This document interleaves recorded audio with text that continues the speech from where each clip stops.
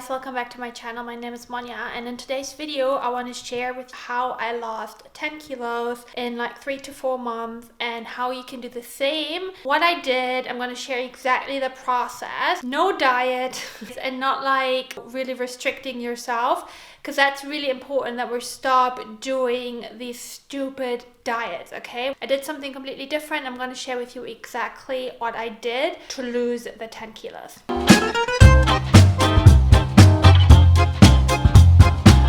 The very first thing is really important to understand that everybody is different, okay? So what you want to do is you just want to be really realistic with what is your body type like, okay? So you might not be able to achieve the goals that you want. Maybe you want to look like a model. These women that have like really tall, slender bodies, for example, that's their genetics, okay? Some of you might not have those genetics and you will never look like that. So it's really important to understand that every body is different. That doesn't mean you cannot become the best version of yourself, but it might not look exactly like these women in the magazine. Here is what's really important when it comes to weight loss. So if you're not losing weight and you feel like, why am I not losing weight? You are not in a calorie deficit. You need to be in a calorie deficit in order to lose weight. And there's a difference between weight loss and fat loss. So that's why I'm not actually weighing myself. The scale is not something that you should be using, especially if it stresses you out. If you feel like your mood really depends on the number on the scale, then I would really urge you to consider to just not weigh yourself. The way I measured my weight loss or fat loss actually is through measuring, right? A measuring tape and my clothes. I just looked at how my clothes was fitting, what clothes did I not fit in, and I used to fit in, and then I just kept measuring that way, right? Trying on my clothes every week until it fit. And then I knew, oh, I lost weight. This is so much more empowering, right? When it comes to a weight loss journey, because especially if you have a toxic relationship with the number on the scale and it has a big impact on your mental well-being, ditch it. Just leave it, because the scale is so not accurate, especially for women. Their hormonal changes, right? You can gain water weight within a day, right? That is not fat gain. So when we talk about weight loss, what we really want to talk about is fat loss. And here is the number one thing that I did this time compared to other times that really worked well for me, and that is not cutting calories too extreme. So what I used to do previously is like go on like a diet or cut my calories to like 1200 or 1300 calories. That's way too much, okay? So you have to be really mindful of how much you cut your calories. You don't want to cut your calories more than, let's say, 200 to 500 maximum, okay? You want to be in a small calorie deficit because you want to avoid the binge restrict cycle. If you're struggling with binging, it is very often down to restriction. Your body is hungry when you cut too many calories. If you keep thinking about food all the time, then you're cutting your calories too much, okay? You need to be in a calorie deficit, but you want to do that moderately. When you cut the calories too much, is that your metabolism will slow down. So it will actually be harder to lose weight. So you want to keep quick metabolism, and the way you do that is by not putting so much stress and putting your body into a shock of calorie restriction. By cutting it in a moderate calorie deficit, you are losing weight. Yes, it will take a little bit longer, but it is more sustainable, and that's what you want at the end of the day. It doesn't really matter how quick it is, right? You can lose weight quickly, but you will also put it on again, okay? This is when you get into binge restriction. This is when the yo-yo effect happens, because you are not able to sustain the high calorie cut that you've done to lose the weight, okay? I adopted an 80-20 approach, and what I mean by that is 80% plant-based whole food and then 20% of whatever I want to eat. So we don't want to go to extremes. Like, we don't want to be like, oh, I'm gonna do this now 100% and I will never ever eat sugar again, I will never ever eat dairy again. If these are actually foods that you enjoy, I will never ever eat bread again, right? But if these are foods that you enjoy, you will not actually sustain it because you will feel deprived. It will feel like a lot of work, it will feel like a lot of effort, it will feel like horrible, and you don't want that. You want the weight loss or the fat loss to be fun, right? You don't want this to feel like a diet, because if it feels like a diet, you're not going to sustain it. Volume eating, okay? This is a game changer, guys, I'm telling you.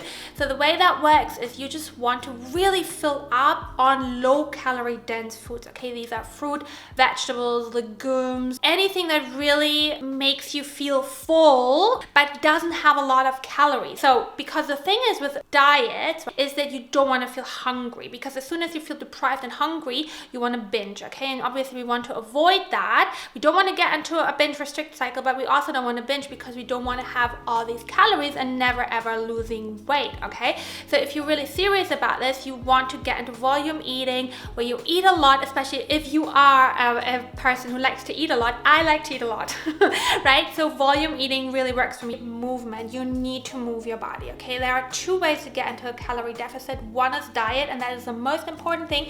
You cannot out-train a bad diet, okay? It doesn't work. We overestimate how many calories we actually burn through exercise, okay? It's really easy to overestimate that, but you don't actually burn that many calories through exercise, okay? But daily movement is really, really important, not only for your mental health and for your well-being, but also obviously it does burn calories as well. When it comes to exercise, you really want to find something that you actually enjoy, okay? So instead of looking at what everyone else is doing, you want to be honest with yourself and be like, well, that's not maybe what I like. Maybe I don't like yoga. Maybe I don't like lifting weights. So you want to find an exercise that you actually enjoy, right? And if other people do other things and that really works well for them, that's great for them. But if that is not something that you enjoy and you actually force yourself to do it, it's not the right thing, okay? So you want to find something that you enjoy and that you can stick to, that you can be consistent with, because consistency is the most important thing. You want to be mindful of high calorie foods that are healthy, okay? So these are nuts, avocado, certain oils like olive oil, right? Like, yes, these foods are healthy, they have great health benefits, they have great nutritional value, but they also really calorie dense. So a handful of nuts already has, I don't know, like 300 to 500 calories depending on the nuts, right? It doesn't mean you can't eat those anymore, right? But you just want to be mindful of them.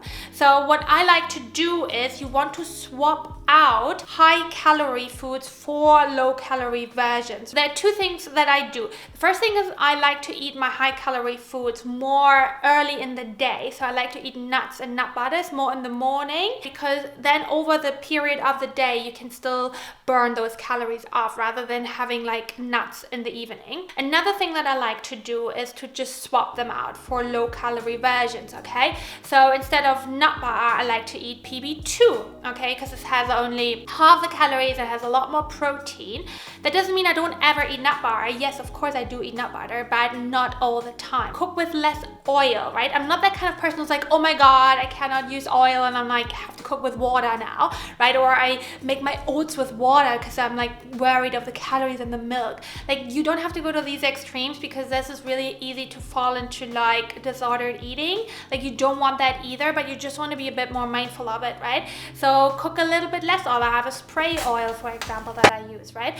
And then obviously this is all about balance, right? When I go out for dinners or when I go out for meals, I'm not terrified of oil. Like, of course I have my bread with olive oil, right? But it's a balance. Throughout the week, I pay more attention to the calories that I consume, but I don't track my calories, right? I don't get anal with that, right? I'm not like super obsessed with it, but you want to be mindful, especially if you struggle to lose weight, which tells me that you're probably consuming more calories than you think you are. You need to get enough sleep. Yes, a lot of people say drink a lot of water, but I just feel like that is common sense. Like, I don't have to put this as like a tip. Like, Everybody knows that.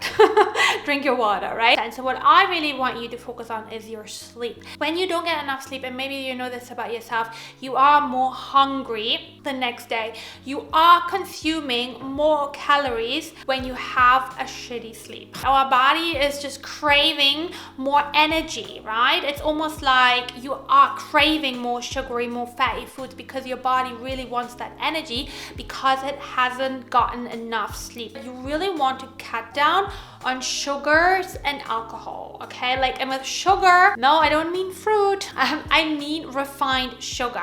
It has a lot of calories, but it also will just make you more and more hungry. You have these like energy crushes where you just crave more food, right? Maybe you know this from yourself, where like in the afternoon that you just like crave more sugar. So you really want to cut down on refined sugar and cut down on alcohol. Treats are there to be a treat, to be enjoyed sometimes and not every day. And then a bonus tip now, you really want to find a way that works for you. You don't have to cut out carbs, you don't have to cut out anything, but you have to be in a calorie deficit. This is the most important thing. In order to lose weight and lose it sustainably, you want to cut it moderately. Don't go crazy, right? Don't be like, oh, I'm gonna lose like 10 kilos in a month. Stop clicking on those videos. This is all BS, okay? It's not sustainable. You will either develop some sort of like eating disorder because you get so obsessed with it, or you're just not gonna sustain it and you're just gonna like stress out, and you're probably gonna go into like a binge restrict cycle and like put on the weight again, okay? In order to make it sustainable, you want to give yourself enough time. Don't feel guilty or judgy when you like eat foods that you should quote unquote not eat. It's all a process. This is not a linear process. This is like a roller coaster, ups and downs. Things take more time, but also things are way more enjoyable, and you will be able to stick with it forever. So if you liked the video, make sure you give it a thumbs up, and then follow me on Instagram, Bites by Monya, and on TikTok, Bites by Monya, where I share also lots of like healthy, amazing recipes. And make sure you subscribe to the channel to watch the next video.